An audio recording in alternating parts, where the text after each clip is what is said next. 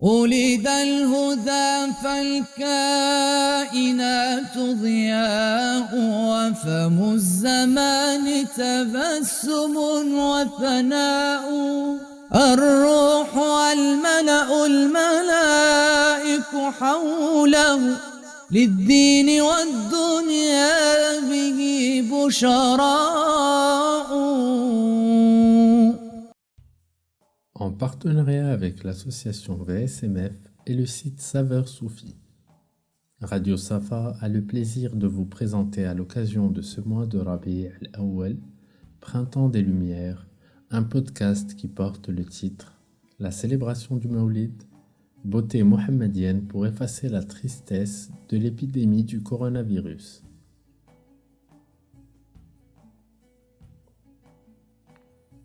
Chères auditrices, chers auditeurs, commençons ensemble par cette première question. Est-ce que le Mawlid a été célébré par le prophète sallallahu alayhi wa sallam ou par ses compagnons?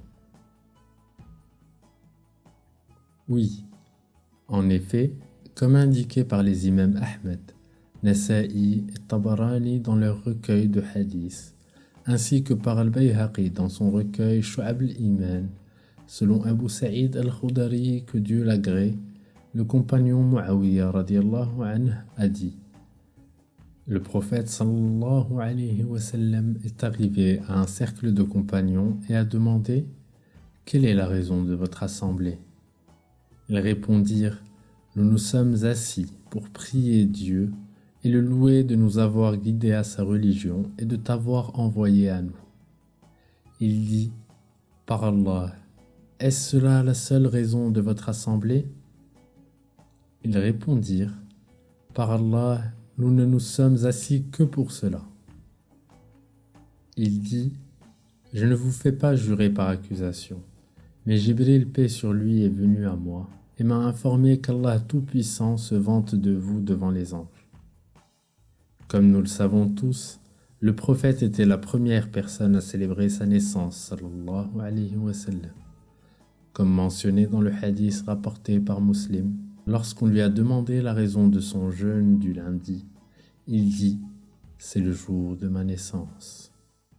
وأحسن منك لم ترى قط عيني وأجمل منك لم تلد النساء خلقت مبرأ من كل عيب كأنك قد خلقت كما تشاء. Deuxième question. Qu'ont dit les savants concernant la commémoration de la naissance du prophète sallallahu alayhi wa sallam? Beaucoup de choses ont été dites sur la légitimité et les vertus de cette commémoration. Nous citerons seulement les exemples suivants. L'imam Al-Hafidh ibn Hajar al-Asqalani, que Dieu Tout-Puissant et son âme, a dit: en se basant sur les deux sahih, il a été cité que le prophète sallallahu alayhi wa sallam, en arrivant à Médine, a trouvé des juifs qui jeûnaient le jour de Ashura et leur demanda la raison. Ils répondirent que c'est le jour où Dieu noya Pharaon et délivra Moïse, paix sur lui. Donc nous jeûnons ce jour pour remercier Dieu. Alors le prophète sallallahu alayhi wa sallam a dit: nous sommes plus dignes de nous réclamer de Moïse que vous. Nous en déduisons qu'il est louable de remercier Dieu suite à un jour dans lequel une bénédiction est arrivée ou une malédiction est repoussée, et que ce remerciement peut être répété le même jour de chaque année. On peut remercier Dieu pour ses bénédictions de différentes façons, par la prière, la prosternation, le jeûne, l'aumône, la récitation du Coran. Et quelle bénédiction suprême que l'apparition du prophète sallallahu alayhi wa sallam. Dieu a dit: Allah a très certainement fait une faveur aux croyants lorsqu'il leur a envoyé un messager parmi eux. Sourate La Famille d'Imran, verset 164. Hafid al-Suyuti, que Dieu Tout-Puissant et son âme, a dit. Selon une autre référence, Al-Bayhaqi a rapporté d'après Anas que le prophète sallallahu alayhi wa sallam avait fait une aqiqa pour lui-même après la prophétie, même s'il a été rapporté que son grand-père Abdul Muttalib l'avait faite au 7e jour après sa naissance. Si la aqiqa ne se fait pas 2 fois, ce qu'a fait le prophète sallallahu alayhi wa sallam illustre son remerciement à Dieu de l'avoir désigné comme miséricorde pour les univers. Il est ainsi souhaitable pour nous aussi de manifester ce remerciement du Mawlid en rassemblant les frères et en donnant de la nourriture ou en manifestant la joie et en organisant des fêtes à cette occasion. L'imam Ibn al-Jazari, que Dieu Tout-Puissant et son âme, a mentionné dans son livre intitulé « Connaissance dans la définition de la naissance bénie de Mohammed ». Après sa mort, Abu Lahab a été vu en rêve et on lui a dit « Qu'est-il advenu de toi ?» Il dit « En enfer, mais chaque nuit du lundi, je peux boire d'entre mes 2 doigts la quantité d'1 pouce d'eau. Et cela grâce à ma libération de Thuwayba lorsqu'elle m'a annoncé la naissance du prophète sallallahu alayhi wa sallam et qu'elle l'avait allaité. » Si Abu Lahab a été récompensé de sa joie de la naissance du prophète sallallahu alayhi wa sallam, qu'en serait-il d'un musulman de sa communauté? يا أيها الناس قد جاءتكم موعظة من ربكم وشفاء لما في الصدور وهدى ورحمة للمؤمنين قل بفضل الله وبرحمته فبذلك فليفرحوا هو خير مما يجمعون. Troisième question. Pourquoi célèbre-t-on la naissance de la meilleure des créatures, sallallahu alayhi wa sallam? Les raisons sont innombrables. Parmi ces raisons, on peut citer, premièrement, la célébration du Mawlid est une expression de joie et de bonheur pour l'élu de Dieu, sallallahu alayhi wa sallam, dont même les mécréants ont bénéficié.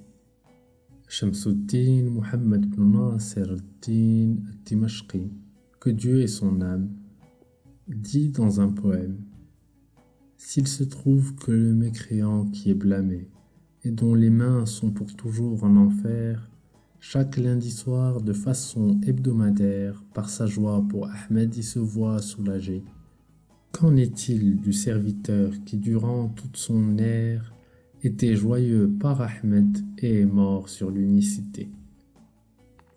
Deuxièmement, il vénérait sallallahu alayhi wa sallam le jour de sa naissance et remerciait Dieu pour sa grande bénédiction et la faveur de l'avoir mis au monde, comme mentionné dans le hadith précédemment cité. Troisièmement, la célébration du Mawlid est recommandée dans le Coran selon le verset. Dit, ceci provient de la grâce d'Allah et de sa miséricorde. Voilà de quoi ils devraient se réjouir. C'est bien mieux que tout ce qu'ils amassent. Sourate Jonas, verset 58. Dieu nous a en effet demandé de nous réjouir de sa miséricorde, et le prophète sallallahu alayhi wa sallam est la plus grande des miséricordes. Dieu n'a-t-il pas dit: nous ne t'avons envoyé qu'en miséricorde pour l'univers? Quatrièmement, le Mawlid béni est l'occasion d'accomplir la prière et d'adresser le salut sur le prophète sallallahu alayhi wa sallam, conformément au verset. Certes, Allah et ses anges prient sur le prophète, ô vous qui croyez, Priez sur lui et adressez-lui vos salutations. Surat Al-Ahzab, verset 56. Cinquièmement, l'occasion du Mawlid incite les musulmans à évoquer ses vertus, ses miracles, sa biographie, ainsi qu'à évoquer les qualités de sa beauté et de sa lumière sublime, sallallahu alayhi wa sallam. Sixièmement, la vénération de cette occasion est un acte louable. En montrant la joie le jour du Mawlid, en organisant des banquets et des assemblées d'invocation, en honorant les pauvres et en manifestant différentes formes de vénération, en remerciant Dieu Tout-Puissant de nous avoir guidés vers sa religion juste et par sa faveur de nous avoir envoyé ce prophète, paix et meilleures salutations sur lui. Septièmement, Dieu nous dit: et tout ce que nous te racontons des récits des messagers, c'est pour en raffermir ton cœur. Surat Hud, verset 120. Ce verset montre que la sagesse derrière les récits des messagers est de raffermir le cœur béni du prophète sallallahu alayhi wa sallam. Et dans des circonstances mondiales critiques que nous vivons actuellement, nous avons sans nul doute besoin de raffermir nos cœurs par ces récits et les récits de sa patience face aux épreuves et calamités. Huitièmement, la célébration du Mawlid du prophète sallallahu alayhi wa sallam est une bonne innovation. En effet, elle est conforme aux preuves et règles juridiques, car les innovations ne sont pas toutes interdites. En effet, si c'était le cas, alors le regroupement du Coran par crainte de le perdre par Sayyiduna Abu Bakr, Sayyiduna Omar et Sayyiduna Zayd, que Dieu les agrée, serait interdit.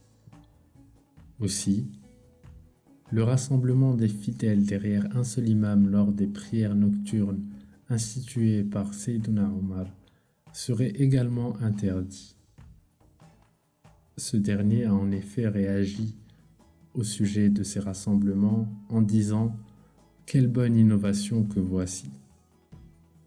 Nous trouvons d'autres situations similaires dans lesquelles les compagnons du prophète sallallahu alayhi wa sallam ont institué des pratiques bénéfiques à la religion en conformité aux règles légales.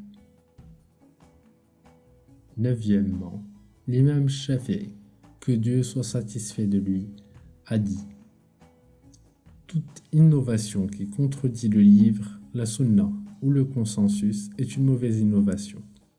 Et toute innovation qui n'apporte pas de contradiction est une bonne innovation. Les types d'innovation sont expliqués par les imams Al-Izz ibn Abdissalam al-Nawawi ainsi qu'Ibn al-Athir dans son livre connu. Dixièmement, enfin, la célébration du Mawlid est une commémoration de la naissance de l'élu, sallallahu alayhi wa sallam. On peut constater que la plupart des actes du pèlerinage sont en fait une revivification des souvenirs mémorables, comme la poursuite entre Safa et le Marwa, ou le jet de pierre, ou encore le sacrifice à Mina. Et les musulmans ravivent ces souvenirs en les renouvelant réellement. أبان مولده عن طيب عنصره يا طيب مبتدأ منه ومختتم يوم تفرس فيه الفرس أنهم قد أنذروا بحلول البؤس والنقم وبات إيوان كسرى وهو منصادعون كشمل أصحاب كسرى غير ملتئم والنار خامدة الأنفاس من أسف عليه والنار تساهي العين من سادم وساء سوءة أن غادت بحيراتها ورد واردها بالغيظ حين ضمي مولاي صل وسلم دائما أبدا على حبيبك خير الخلق كلهم يا رب صل على محمد وعلى ساداتنا آله وصحبه الكرام. Quatrième question. Quels sont les aspects associés à la célébration de la naissance de la meilleure des créatures, sallallahu alayhi wa sallam? Rappelons-nous tout d'abord que la célébration du prophète se fait en tout moment et en tout lieu, en manifestant joie et gaieté. Mais cela augmente par moments, et notamment durant le mois de Rabi' al-Awwal, mois du Mawlid, ou le jour de sa naissance, qui était un lundi.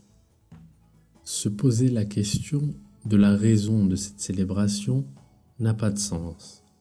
Nous sommes heureux et joyeux de cette naissance et de notre prophète sallallahu alayhi wa sallam par amour et par foi. Nous nous rencontrons pour célébrer le Mawlid, que ce soit physiquement ou virtuellement sur les réseaux sociaux vu le contexte actuel dû à la pandémie, pour invoquer Dieu et réciter sa biographie sallallahu alayhi wa sallam, pour réciter le Coran et les louanges prophétiques.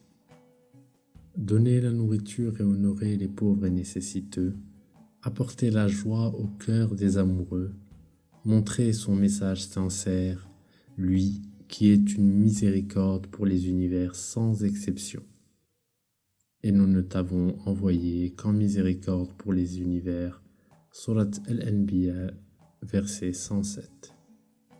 Il faut également noter que de telles réunions sont une occasion en or et un excellent moyen d'appeler les gens à Dieu Tout-Puissant avec clairvoyance.